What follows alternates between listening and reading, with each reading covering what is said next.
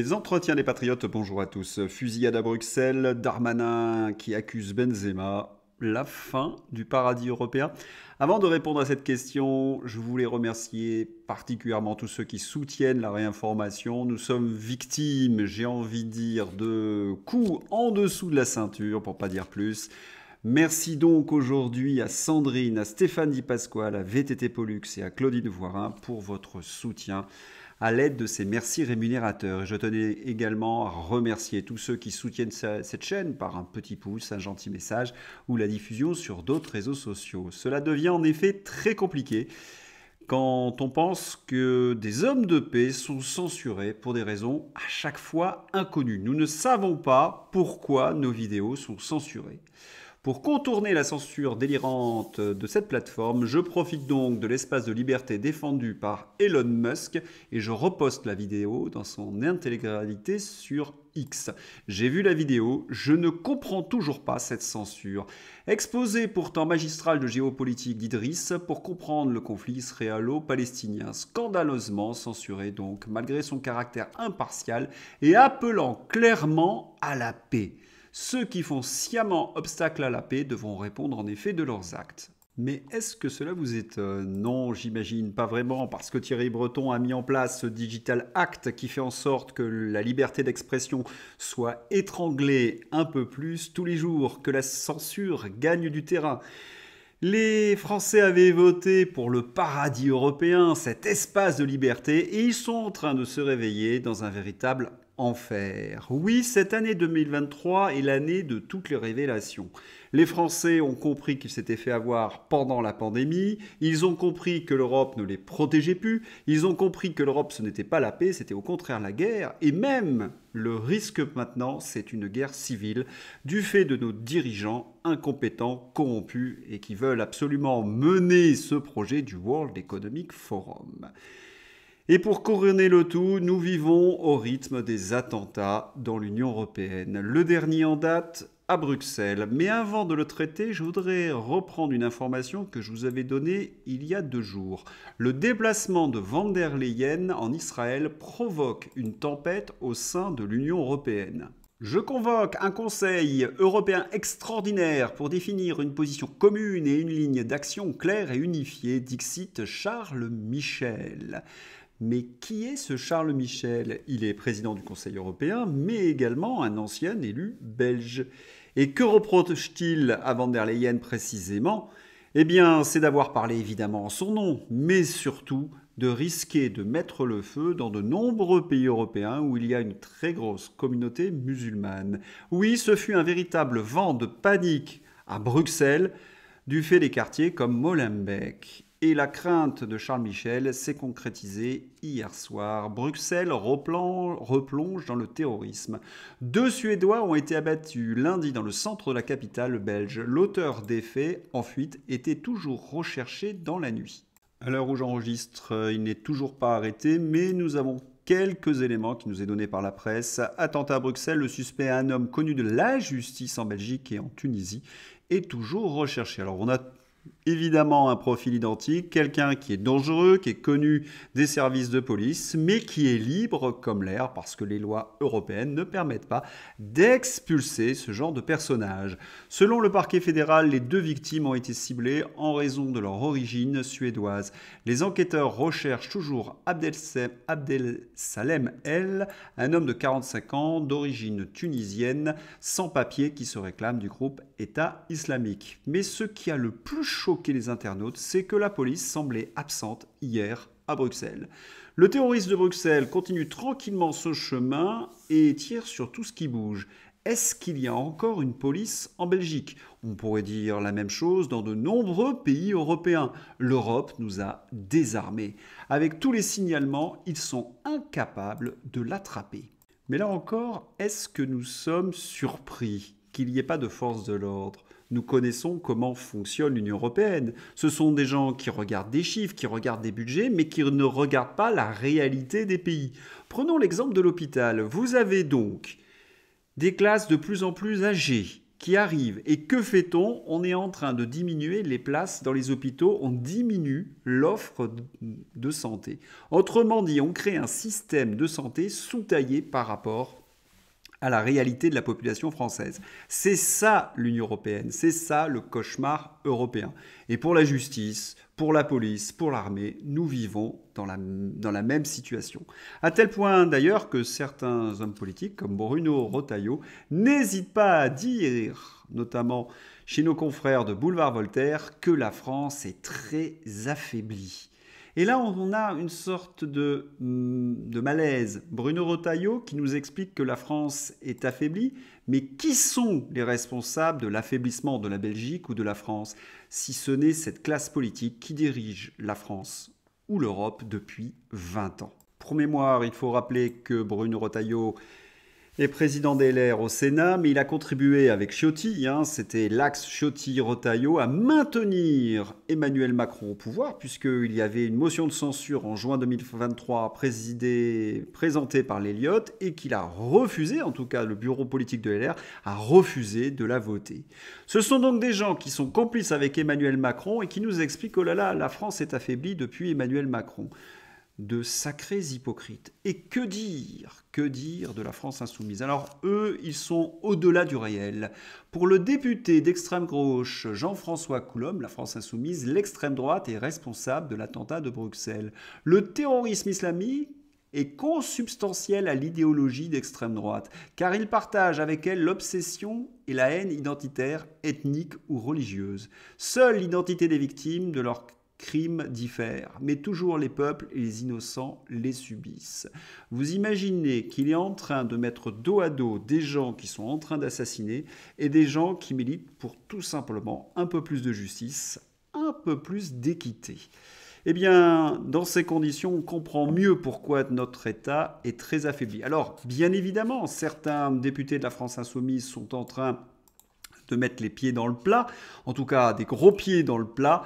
Raquel Garrido règle ses comptes avec Jean-Luc Mélenchon. Il n'a fait que nuire depuis 10 mois.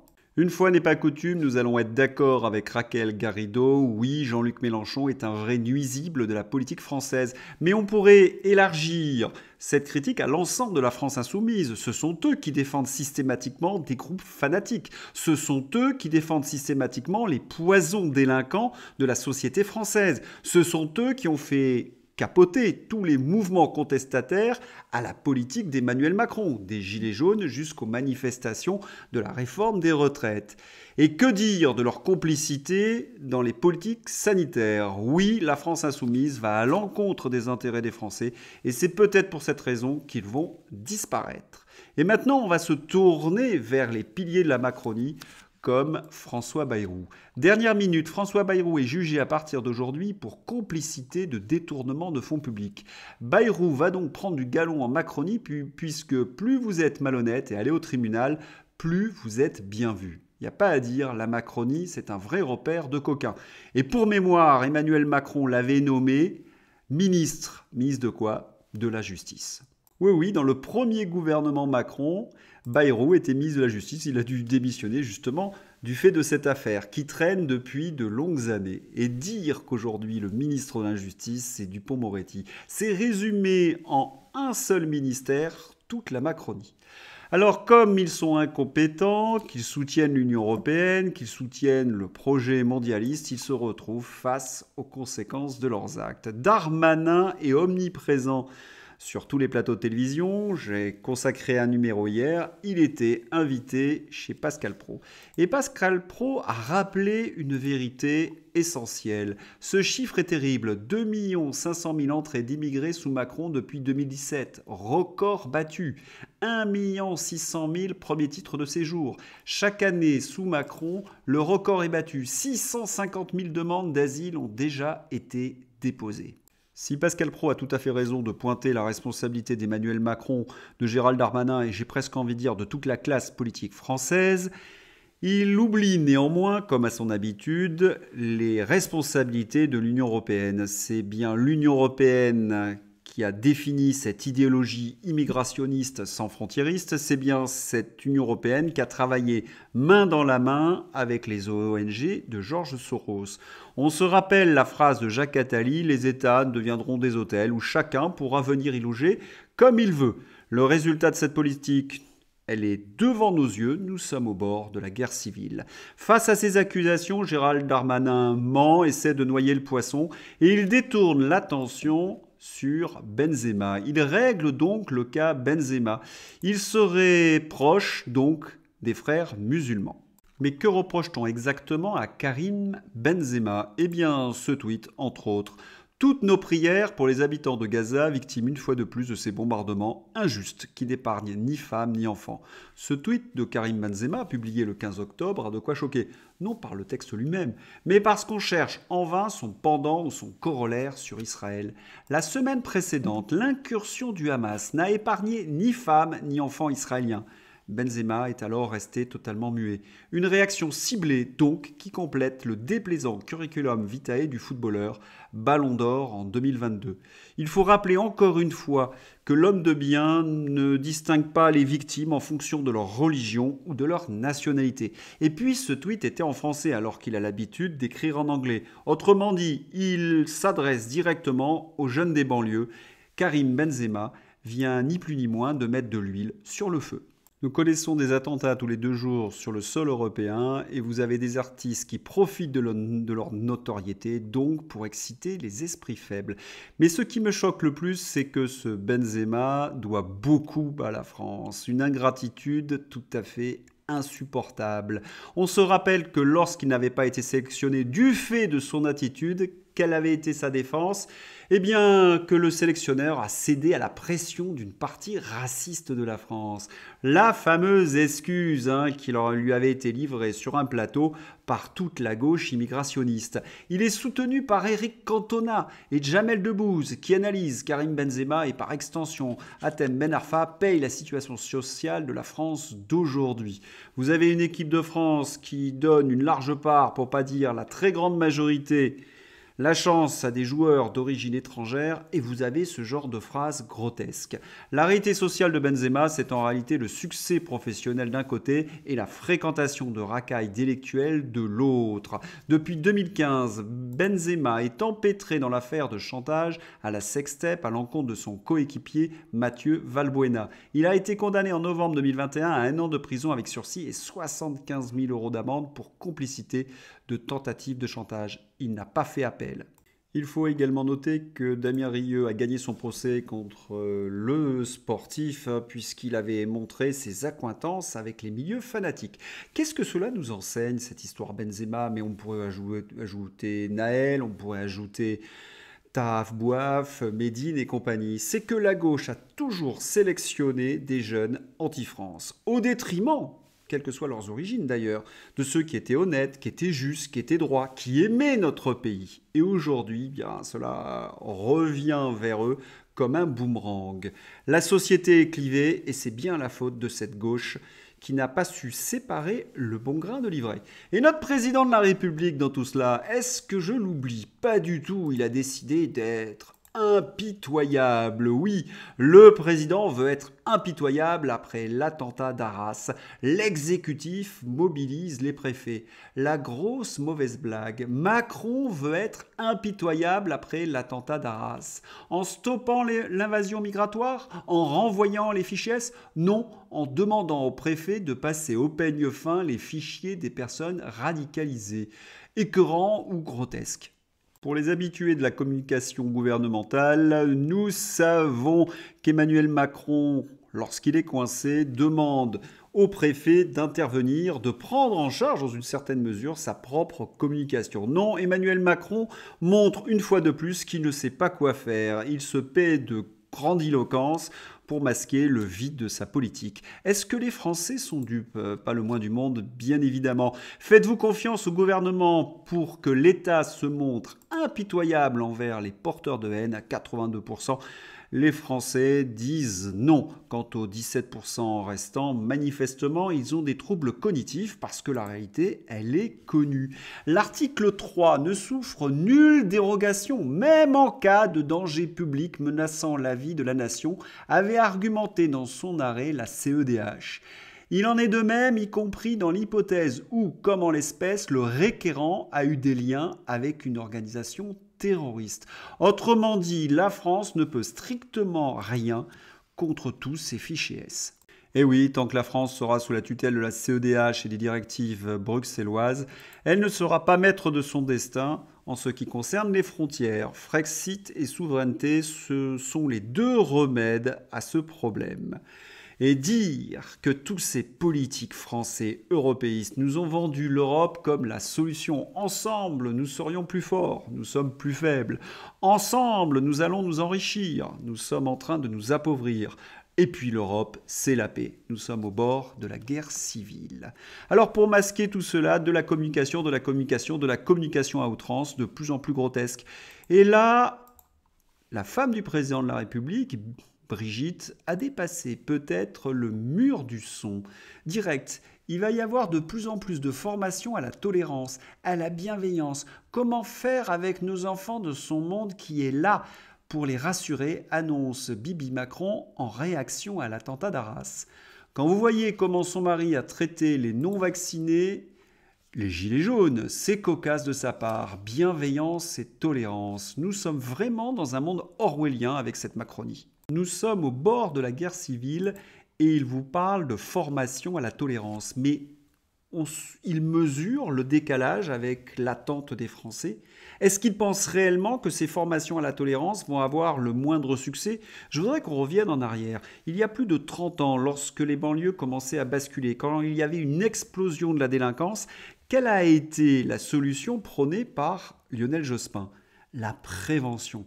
Tous ceux qui étaient sur le terrain disaient ça ne sert strictement à rien parce que la prévention peut être efficace sur un corps sain, sur un gamin qui n'est pas touché par la délinquance. Mais lorsqu'ils ont sombré dans la délinquance, c'est inutile et même dangereux parce que l'État se montre en situation de faiblesse. C'est même un appel à l'impunité. Et il nous rejoue le coup en 2023. Irresponsable. Allez, c'est le moment d'ouvrir la page internationale. Ce que je vous avais dit pendant des jours dans ces entretiens, eh bien, nous commençons à voir les mêmes éléments, mais dans la presse aux ordres. Les temps changent. Guerre Israël-Hamas unis face à l'adversité. Les Israéliens en colère contre Netanyahou. Et cela se traduit par des manifestations, des demandes de démission. Il faut dire que lorsqu'on lit ce genre de lignes, il y a de quoi être en colère. Cet homme est vraiment une plaie pour les Israéliens, c'est la traduction du journal Haaretz. Quiconque veut contrecarrer la création d'un État palestinien doit soutenir le renforcement du Hamas et transférer de l'argent au Hamas, a déclaré Netanyahou aux membres de la Knesset de son parti, le Likoud, en mars 2019. Cela fait partie de notre stratégie. C'est ce que nous vous avions annoncé il y a plus de 10 jours. C'est à la une maintenant des journaux. Les temps changent donc. Et les Israéliens se réunissent autour de la seule chose en laquelle ils ont confiance, leur armée. Mais voilà, la solution uniquement militaire ne servira à rien si elle n'est pas couplée d'une solution politique. Il y a malgré tout des signes assez encourageants.